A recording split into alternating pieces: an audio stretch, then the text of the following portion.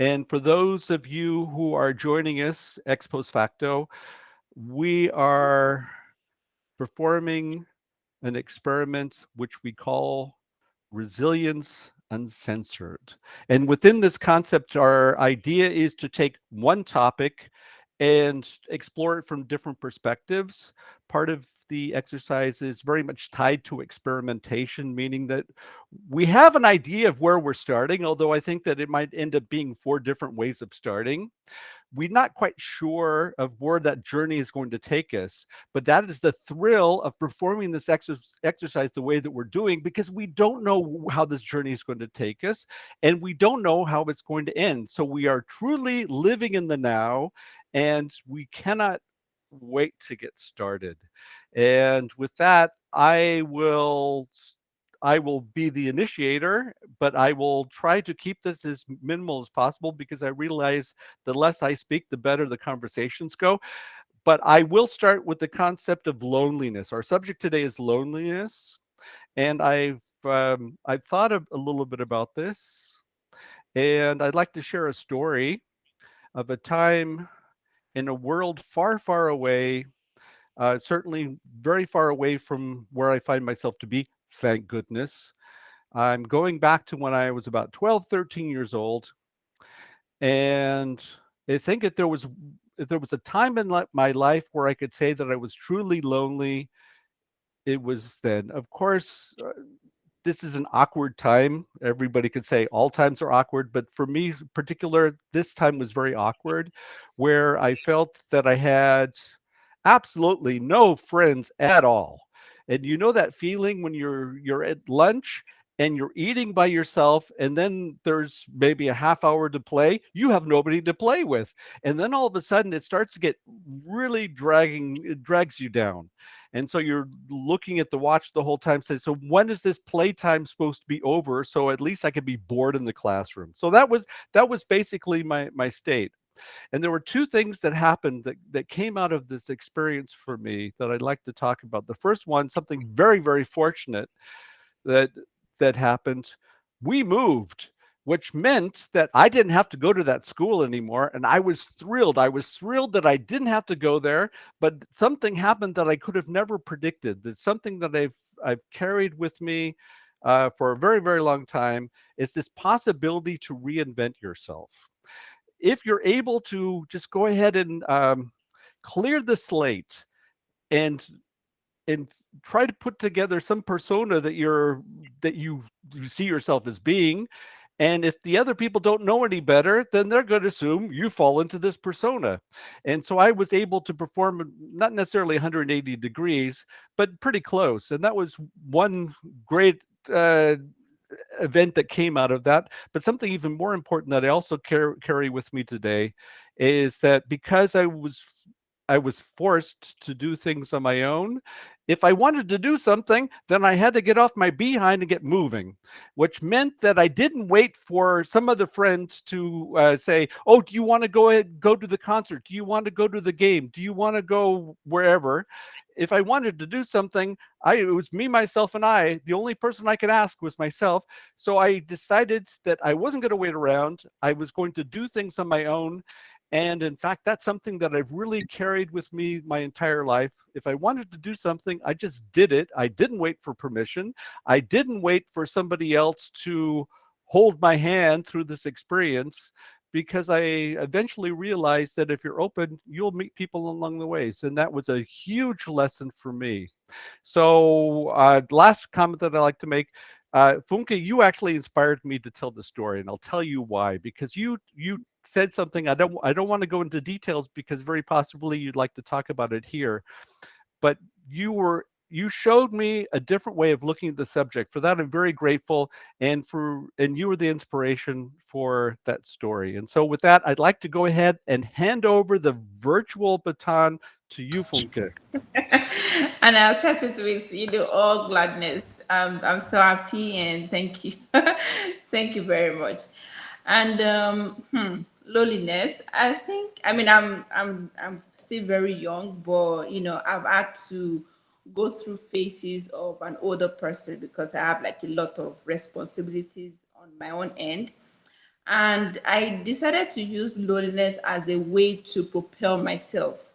Just like Michael said, when you move along things, like people will actually come along. You don't have to wait for someone to push you or to be the source of your happiness or to be the source of your motivation just because you feel like the other person doesn't like you. And I feel, for those that actually feel so lonely, there's just, I won't really say it's related to low self esteem, but they just feel like, oh, they're not enough, like, oh, someone needs to reach out to them, someone needs to talk to them. They really want that other person that needs to hold their hands along, everything that they do. And for me, I grew up with five siblings, but I can say I've always loved to be by myself because I really like to, protect my own space and not really let everyone in, because that's when I will have to put everyone first instead of myself. I felt it. I'm not going to lie. I really felt it at one point where I was still in uni, and I had an extra year based on some certain circumstances, and I was trying to like fund my school fees. I couldn't get it out. So I thought to myself, I'm like, okay, so there's no one for me to actually call right now to come to my rescue. But I did not dwell on the problem. It weighed me down for a little bit because I really was scrolling through my phone, and I'm like, whoa, I feel so lonely. I feel like no one really, care about me. But I pulled myself out by saying, okay, I mean, if I dwell on this problem for as long as it exists, it's not going to change anything. So why not dust up yourself and see the other way of how do I want to solve this, instead of this is what the problem is, and wallowing in that sadness or defeat at the moment. So loneliness for me is a way for me to be creative. I feel like when I'm lonely, I try to open my mind not to problems or whatever it is that is going on. I try to open my mind to, okay, this is the little time I have to think of other things. I've been, like I used to say, before I traveled, I've been to like 50 countries right in my head just by being in my room, like imagining myself in those places, because I feel like I'm going to still get there. So those lonely time were time that I had to maybe meditate, to think of something positive, to be creative, to be productive, to work on myself, or maybe a book I need to read, or maybe someone I need to reach out to. I do not see it in the sense of, oh, I'm being lonely and no one cares about me. I just feel like, no matter what you do, people won't really give you 100% attention, but you need, like Michael said, as you move along that thread, you discover that there are actually lots of people. Like when me and Michael started talking, and I just I really gave my honest feedback, and it felt like we've known each other for a very long time. And I'm sure there are some conversations that we've had that I've not had, this conversation with those that I've known all my life. And on that day, I can say I was really like just by myself, and this message popping, and I'm like, okay, I'm not just going to give like a short response. I'm going to give like a more detailed response of how I feel. And at that point, I was lonely. I was by myself. I could be out partying, laughing with fake friends that never even cared about me deep down. So I feel like people really need to take loneliness to be a way to open up themselves to better thoughts, instead of having to have the feeling of, I've had people that have like plenty people always around them and no one genuinely cares for them.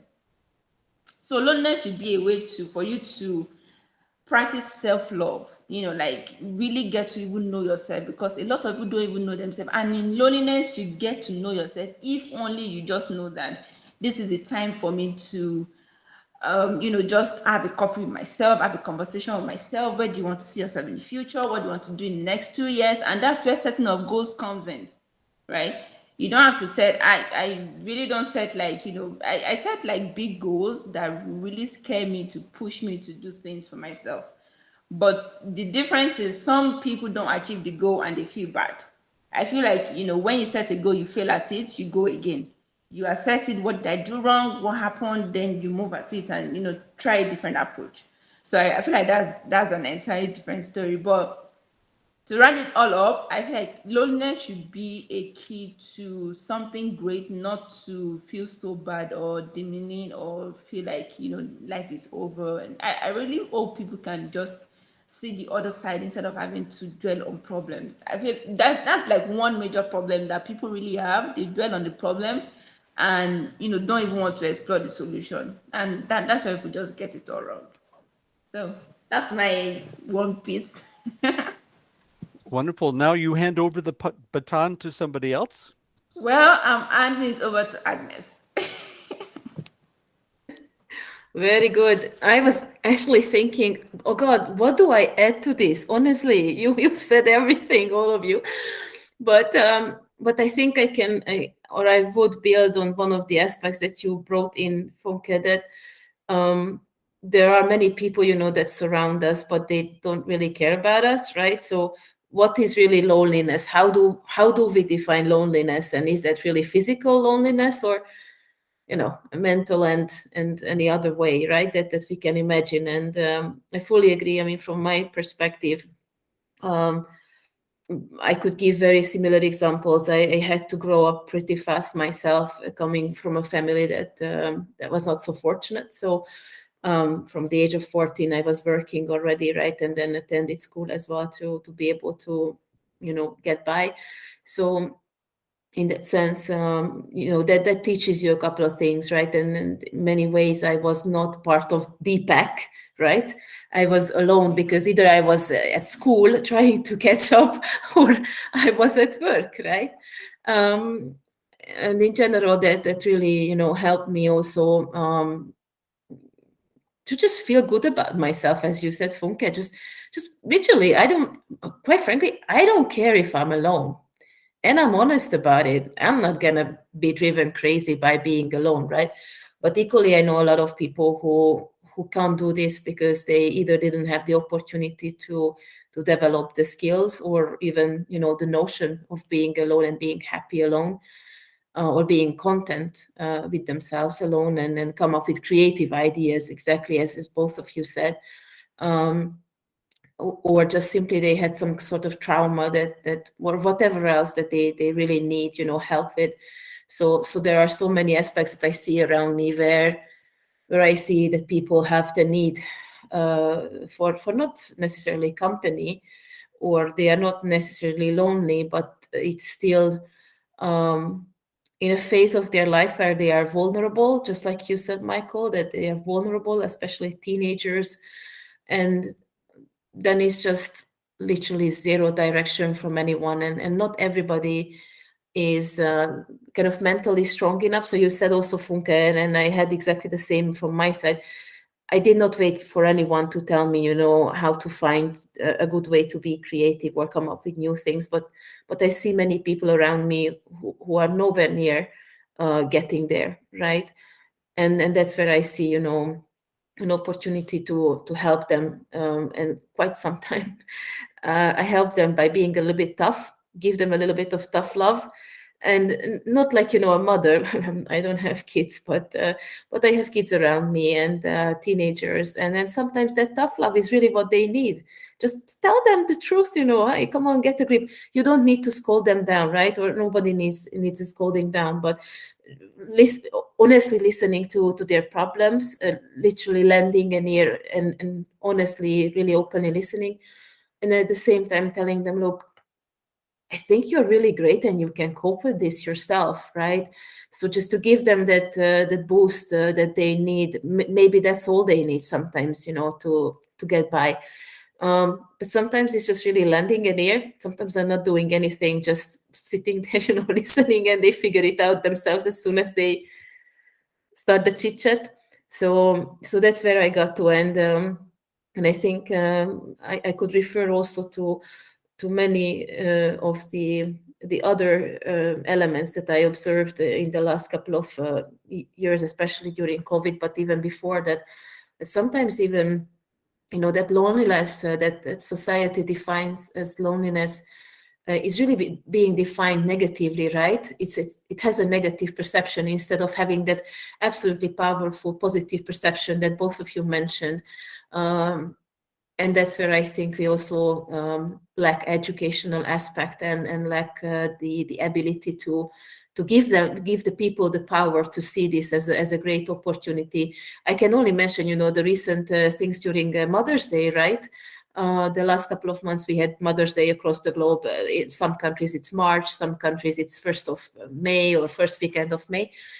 And there was an example around me where somebody wanted to be alone as a mother, right, as a gift for Mother's Day.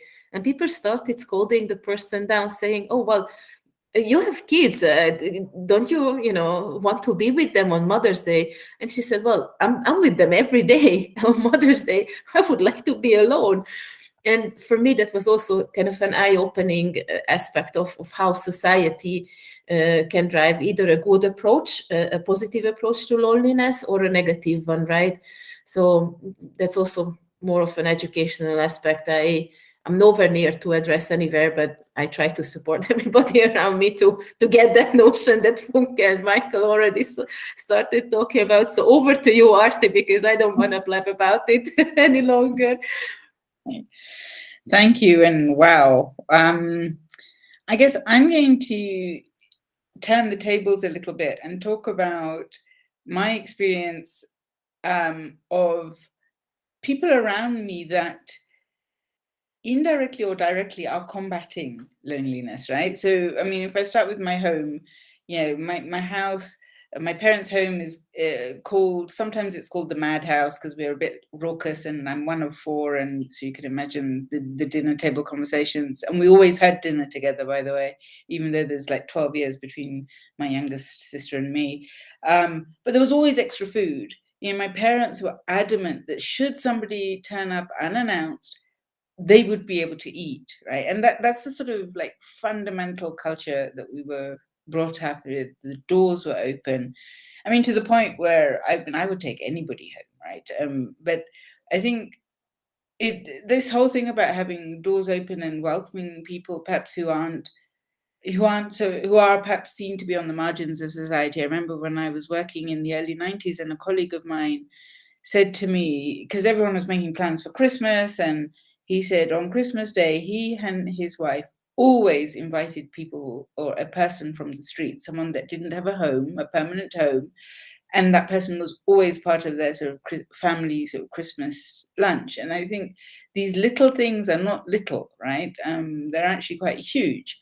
And then if I go back to my own family, my father was a community pharmacist in a very sort of low-income part of London, what you'd call sort of inner city London. And so he doubled up as like a social worker, and he would have all sorts of people coming in to the pharmacy.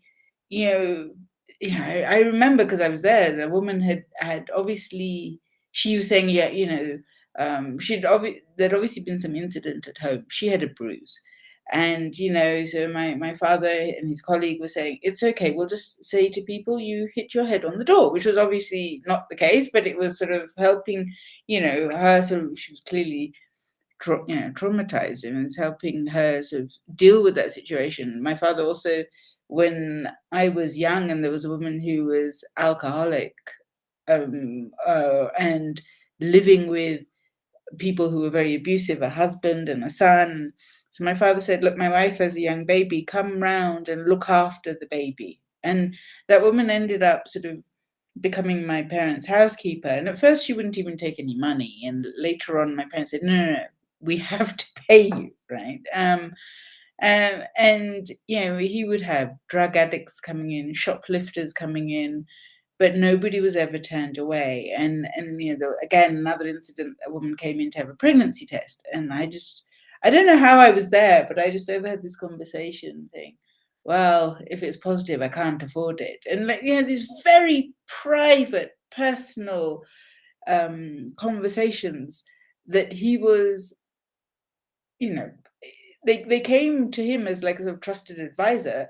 And for years also, he used to, especially for the people who are less mobile and who are older and housebound, he would pick up their prescriptions, or he had someone who'd go and pick up their prescriptions at the doctor's surgery, and he'd go and deliver their medication to them. And they used to call this person Del Boy, which is after this sort of British comedy, but he was possibly the only person they would see in, for days, right? So, and then I think again, one last example I'll give is my mum had met somebody who had obsessive compulsive disorder, a young Indian man, and clearly had nobody in his own family he could talk to.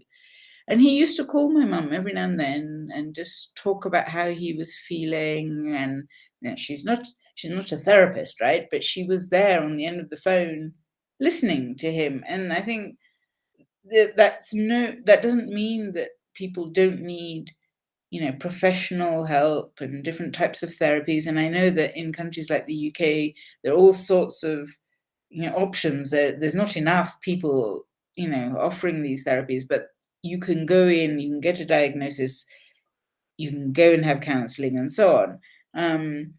Whereas there are many parts of the world where you don't even get that. So I think that just the very fact that she was and I hopefully she was sort of encouraging him to get the therapy and to get whatever else he needed to sort of be able to sort of anchor himself and lead a life that was where he was being. I mean, can people with mental illnesses necessarily become happy overnight? No, but there are steps, right? And there's just that encouragement. So I think all of this to say that I've had so many people around me that have taught me how to make sure nobody's ever lonely. And it's incredibly powerful.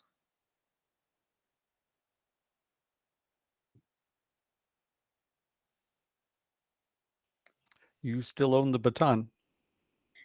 I'm going to pass it to you, Michael, and then we can decide where we go from here. I think that I keep thinking this we cannot top what we've done so far, but I'm still now our subject is that audacious goal. So I think I've already started with that. And I think this is quite telling. I was thinking about this idea of loneliness, and really we're talking about a symptom, and we're not really addressing the root cause. And it was so poignant based on that of what you talked about, Aarti, the ideas that were in my head, that you made it very easy for me to keep this a flowing conversation. So my big audacious goal is that everyone in the world feels worthy. And that means that we have respect for each other, that they see value in themselves, and actually that they were able to value that time in solitude. Because I think that's really the problem. And that would be the audacious goal that I present to all of you. And with that, I'm going to mix up the cards a little bit. I'm going to hand it over to Zsofia. Thank you, Mike. I was thinking about, how or what I would add, because obviously we had that discussion before, so where my thinking is. But if I could add anything to that audacious goal, is probably that beyond feeling worthy and see the value in ourselves for everyone, I would think, if people, everyone saw their own path of self-development, and then that they can carry it out in their own pace and in the manner that they deem appropriate for themselves, that would be absolutely worthy to put next to what you've said. I really think that would help a lot of people, including myself. And with that said, I pass on the baton back to Funke. Okay, so for goals, I think I would just add that I think I'm that friend that anyone can tell me anything, and I can, just like Sophia said, that you have to give them that tough love of, I know how you're feeling, and it's not going to be the end of the world. People need to know that regardless of what you're going through, you might just go through that, and you're going through something different tomorrow, and you won't even remember what you went through yesterday, and you just have to figure out what you're going through the following day and just move through it.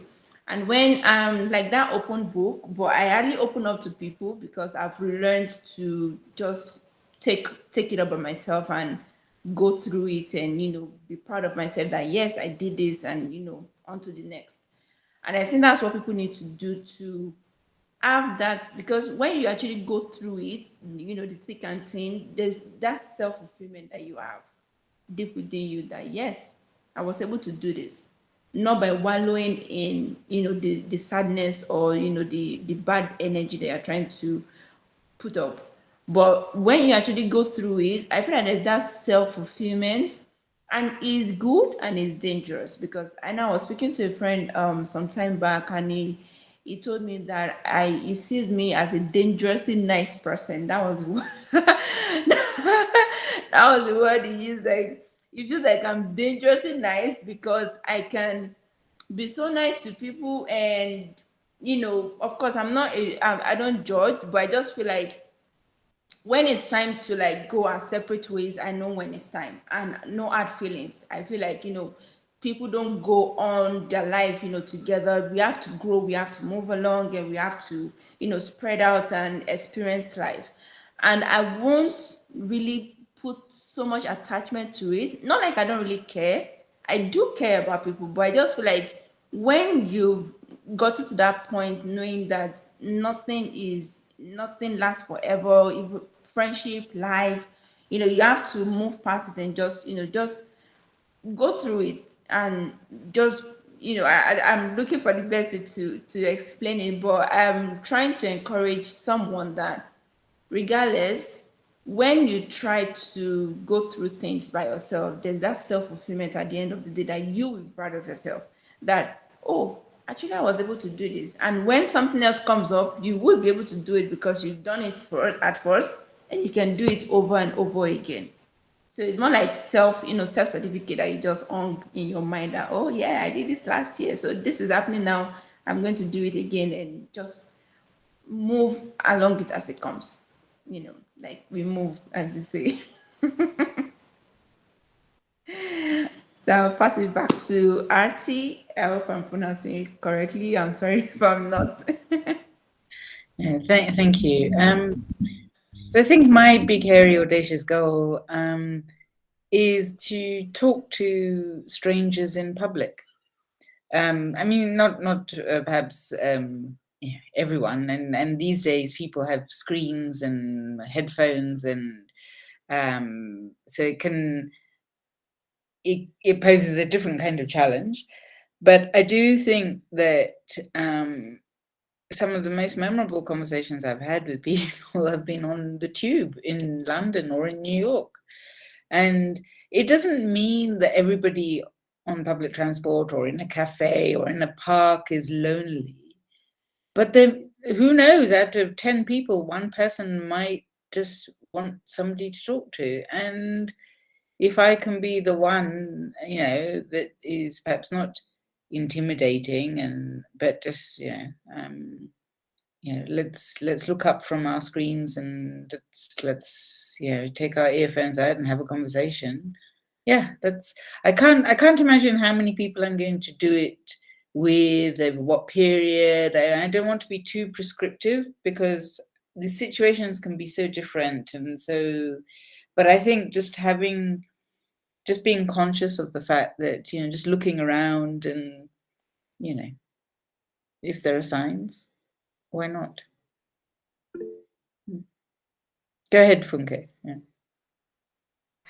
Yes, I think I 100% agree with what you said, because I remember one very interesting conversation that I had with a lady at a bar. I've never met her, but it was obvious she was just, sitting and, just looking around. And yes, I feel like now people are constantly on their phone, on their headset. So they're not really paying attention to anything. Everyone is just going by, just moving along.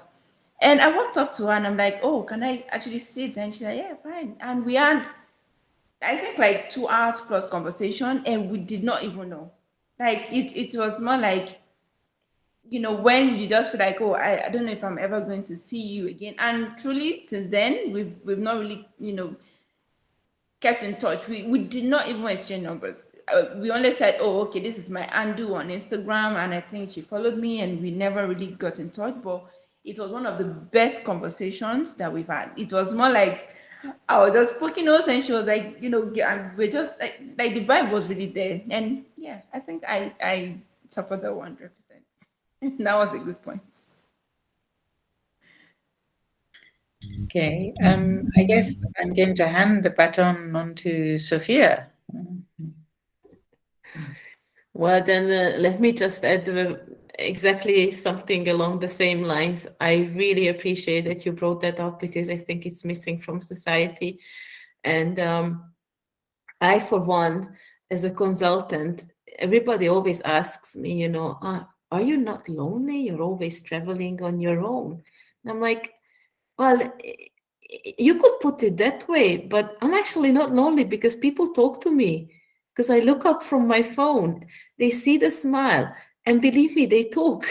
I have heard stories, and I'm not a taxi driver, but I have heard stories that will stay with me for the rest of my life. Amazing stories, super sad stories. I mean, even filmmakers cannot make stories like that, right? And I'm not exaggerating. From Australia to New York to no matter what, right? Wherever I went for work, even to the neighborhood, to the next village, right? You find people who need a talk, right?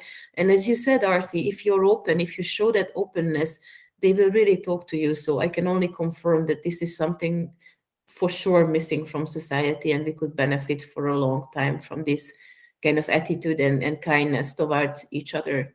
So can only confirm, and happy that you brought it up. And with that happiness, I just pass back the button to Michael. Okay, wonderful. Thank you. Yes, as always, I have something to say. Two things. I think people are so afraid that they're not going to get a response that they don't even try. But if we trust ourselves and we think, well, the worst that can happen is that we don't get a reaction. Well, I still have feelings. Still feel pretty good. I might bust my ego a little bit, but I'll get over it as well. And I think for the most part, it's just because people are so afraid to start the conversation that people don't do it. But everybody has a story to tell. And it's so seldom that you're given the opportunity to tell your story that very similar to what you were saying, Sophie. I think I've heard stories where maybe because I was a neutral party, they were telling me things I would never tell anybody personally. But there you go. There was obviously a need to get that out of their system. And so I can clearly confirm it. And I think that that is usually the cause because you're afraid that, well, people might not want to respond. Well, if you can get past that one, you can do the rest, right? But I was very fortunate again. As I was always the square peg in the round hole, and so I needed to go ahead and create a new board so I can fit into a new model. I was always doing something different, including, although I didn't know anybody who was doing it. A little bit different here in Europe. When I was 19, I used to hitchhike. And when you hitchhike, you are compelled to talk to the others because somebody has to foster the conversation. So for me, it was a very quick lesson on how you foster conversations. And it was very simple questions. I was, oh, so I don't even remember what I said. You don't even think about it. It just comes out naturally. And it's very important, especially if you're sitting on the passenger seat. One of the reasons why people pick you up is for company. And I'm just talking about keeping conversation. And so if there was a lull, I always felt I had to go ahead and ask something. So it was always part of the exercise. And in fact, I was able to get to know, just like you were saying, Funke, I was able to get to know people that I never would have met otherwise. And I'm going to tell you one story, then I'll hand over the baton because I'm very aware that I don't stop if I get started. I was 20 years old and I was hitchhiking in the UK, and I was in the Lake District, and momentous occasion. It was a day where it didn't rain in the Lake District. And so the sun was out. It was an Indian summer, and I'm out there on the road, and I stick up my thumb, and I get a ride from a professor from Cambridge. He was an art history professor, and it was 1979, and we went from pub to pub, and he explained to me this concept of this campaign for real ale, which of course I knew nothing about. And it was something that was just getting started at that time. And he went into all kinds of detail explaining this whole movement, and perhaps maybe some of the reasons not necessarily always tied to the ale, but the idea of maybe getting back to the roots. I'm kind of interpreting after so many years and the like. And it was a conversation I never would have ever had otherwise. And so I felt truly blessed. And of course, usually you talk to these people and then they say, oh, yeah, I need to get out here. But where did you say you want to go? And then they keep on going. They'll go for like 50, 100 kilometers because they enjoyed the conversation, and they thought they didn't want to see you on the side of the road. So you made a friend. And I believe, just like with this exercise that we're performing now, it's like a baton, that friendship that you hand over to somebody else. It doesn't cost you anything, but the actual value of that baton and handing it over to different people, it grows in value. And that is the beauty of being able to let go, the ability to share, and knowing that the happiness is not a pie where you have to go ahead and divvy it up. We have enough for everybody. We just need to make sure that we give everybody a chance to sit at the table. Again, and this will really be my close here, to close the circle on that, what Aarti mentioned in her story, where they always made sure they had enough food, because you never knew if you're going to have a guest, and you want to make sure you're prepared. And I see it the same way. Who do I hand it over to, and how do we take next steps? I'm going to hand it back to you, Aarti. Okay. Well, I guess in terms of next steps, I think for me it'll be just being very conscious that I have made this pledge, as it were, and just making sure I'm going back to London in a couple of weeks, and that's when I will be in a lot more public spaces, and I will have many more opportunities, and I think I'm going to yeah, exactly. You're going to be my witnesses, and you're going to hold me accountable.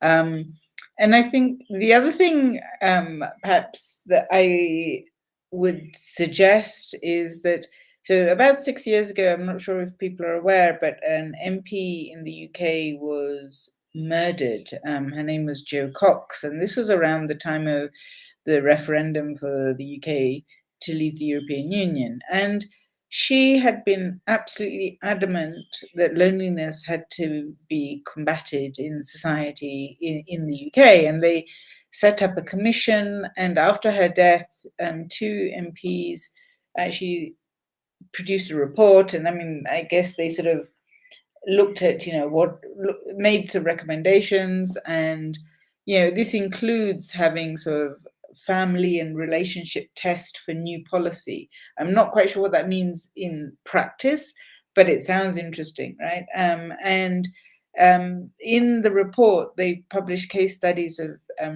people, people, the kinds of people that any one of us could well meet, right? So a single parent who initially only had custody of his child for like 2 hours a week. I mean, that's just insane, right? And how, over time, how he was able to sort of combat his loneliness by volunteering at some sort of play group, I think it was, that his son went to, that he used to take his son to, or something. And I think, so the root cause, I guess, in his case was, a not very amicable divorce and being cut off for much of the week from his child. And he kept battling to have more access, and he was able to get more access to his son. But he was also able to find ways of meeting people and not being sort of shut away from society, and ending up in, I guess, an even worse situation. So I think that I think the UK government has a lot of issues right now, but if it manages this one, and if it really does follow through on some of these ideas, I mean, there's a minister of loneliness, right? So it maybe it could be something that other countries want to adopt, because I think however much we do as individuals, and I think individual agency and action are incredibly important. I also do think that the government does have a role to play, because there are societal issues that no individual can really combat. So yes, you're all going to hold me accountable. When we next meet, you're going to ask me how many people have I picked up, have I spoken to on the tube and wherever else. With that, I'm going to hand over to Funke. Yes, we are going. We will hold you to it, because we'll make sure to keep asking. So, how many? Give us a number. I think we should set like a target. Okay, next 1 month, you're going to like reach out to 50 people. But I mean, it's interesting, and you made mention of this. Sorry, like I'm very bad with English. Yeah, the society is so messed up, and I mean, for a government that really wants to do something, I'm happy, because in my country, for example, is a whole different story.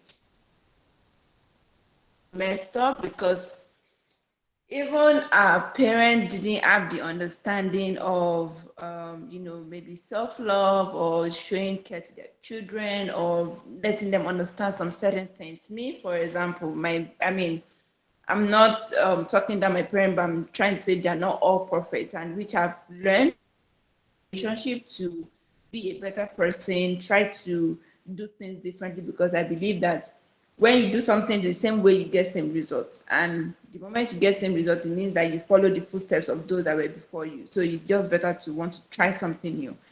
And the society is so messed up, because I feel it's like a loop that keeps going on and on. Parents drop something off, the children picks it up, they do the same thing, and it just keeps going on and on. And conversations like this are very important, because people now need to realize that our parents, yes, they were great and all, but we just need to do something different. We need to try to do something. We need to be better. And by being better doesn't mean that we're perfect, but it just means that we're trying our best. And I think I'll follow Archie's way of as well, because one thing that I did when I think October till now was I created a group. I know then when I just resigned from my job, my mom was sick. It felt like everything was coming down, and I just thought, what will I do? Like I can't just be here. I was frustrated. I resigned, not like I resigned from my job at the point. And I discovered that there were a lot of people that were going through all this stress as well, right? Like it keeps piling up, and one day you can just bust open and you don't even know what gets into you. And I created a community. I think the last time I checked now, we're like 157. And yeah, I'm super proud. Like I'm like, wow, I didn't know I could pull it off. And I've had people reach out to me, oh, thank you for all you do, thank you for, I mean, I try my best, because I'm mostly awake. I can't, like, I barely sleep. I know it's bad, but I try to, like, look for opportunities for people, talk to them. Oh, you can do this, you can do that, and we need to keep this conversation going, because that one person can fight through it doesn't mean everyone can fight through it, and doesn't mean that we can help everybody fight through it. But once we help someone else, they too can use that knowledge to help someone else, and before we know it, it spreads along. So I think I will adopt the style from our team, but I'm not setting a goal. I'm just saying, it's something that we should actually try to help other people as well, because they did not get it from their parent to figure it out, and in one way or the other, I feel like when there's just like a small community, then it grows to a bigger one. So yeah, I'll pass it to Sophia now.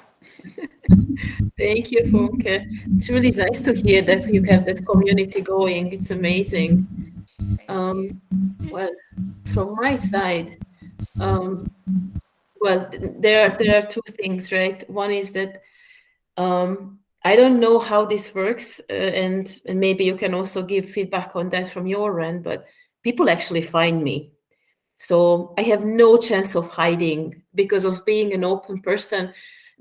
Usually I'm the first one that they reach out to if I'm around, because they just see that they can talk to me. Don't ask how this developed. It was since the moment I know it in I was like, I don't know, 5, 6, 7. I mean, people really found me already there as a child as well. So and that I think will not change ever, as it seems. It just increases. Um, and it's nothing to brag about. It's more like bringing up that I really try to hold myself accountable to really stay this open and provide a platform to those people who need me and who find me. So try not to really close down, even if I have my own problems, right? And sometimes that's the best way out of our own problems, right? To help someone else instead of turning in. Um, at the same time, I work in a profession which is supply chain, and I know everybody knows right now how many problems supply chain professionals have. And basically, in the last, I think, 1.5 years, the amount of people who turn to me with either severe mental issues or just simple, issues every day, and they think they are not heard, they don't have a voice either within the organization that they work in, or even at home, right? There's no one who can understand what they go through. And it's just a smaller community, and I know that most of the professionals are the same, right? So nobody is immune to what we go through. But this is one of the professionals where it's a little bit really hairy, scary at the moment for many people. So I try to be more and more mindful and help them around me, whoever really comes to me, then just to be there. Um, Quite frankly, it's a lot of people. So I just really hope that with the solution that you brought forward, Mike, on handing over that baton one at a time, we can create that positive impact, because it's really needed. We cannot just rely on a few of us having this notion and having this attitude. We really need a lot of people, and get that ripple effect needs to take flight, because a lot of people need it, and I think we can really do this. So I am positive that in the next couple of years I see a bigger impact on this, and continue the positive development. So yeah, that's my pledge. I can't put numbers. I'm with all of you. I can't put numbers, but I'll do my best for sure. And back to you, Mike, as you do the honors of the closing verse then. Right. I was going to say, thank you very much. I feel truly honored to have this opportunity to talk to you about a subject that I would never have been able to look at from these various perspectives had we not had this conversation. So for that, I'm very grateful. The goal that I pushed through was worthiness, and the the close corollary to that, I believe, is making sure that everybody's treated with respect. And I firmly believe that if we can create a world where everyone is is given the impression that they are worthy, and that we need everybody in our society, and everyone's treated with respect, I would say that 99% of all 100% of the problems would all be solved. But what I thought was very enlightening for me was all of your feedback, and I'd like to focus on a couple of them. The first one, Aarti, I think you were very lucky and extremely blessed to have the parents you had. I was very fortunate as well, and so I could recognize this. My parents were very humble, and that was, if there's anything, I know it might seem you are all sitting, so it might, otherwise it might be difficult. You'd be falling down. I try to be humble as much as I can, and The and I think that is usually the first step towards establishing the ground rules that are required to make sure that everybody is treated with respect. Nobody's better than anybody else. That's the way I was raised as well. And so that's usually a pretty good start. Funke, you mentioned a number of times the idea of being able to, I'm using my words, to forgive yourself, which I think is a big part of it. We keep thinking that we cannot make mistakes, and a lot of people don't even try because they're so afraid of failing. And there's quite clear that you do not fall within that category. You do not fall in that mold at all. And I truly believe the key is that you say, yeah, so it didn't work out. Tomorrow is a new day, and we're back to our wonderful subject of presence, right? I heard this from all of you, and this is, I think, will be the closing statement from my end, which again is something that I was very fortunate to learn from my parents, to give without expecting something in return. I heard that from all three of you. Knowing full well within this concept of the community of practice. I don't know if you're familiar with this term, the community of practice, where basically we all have something in common, but doesn't necessarily fall within these silos that we find ourselves in. And through happenstance, very often we will, just by pure conversation, we are able to find out that we are much closer to each other than we ever realized. And I believe that the ability through all of these things that we talked about today and fostering this concept of community of practice, that we do not perform actions on a transactional level expecting always something in return, because we know within the cosmos that we always get paid back. We get paid back much more than we ever would through this transactional model. And with that, I'd like to close, and this is truly a closing, with that, Sophie, which your comments tied to the baton. And I think that baton for me is that community of practice where we give without expecting in return. And with that, I think we can accomplish a lot more than we could ever put as goals, because I can't even imagine everything that can be cured by just taking on this simple way of looking at things. I feel truly blessed. This was a very special occasion for me. I look forward to the next opportunity, whatever form it may take. And thank you.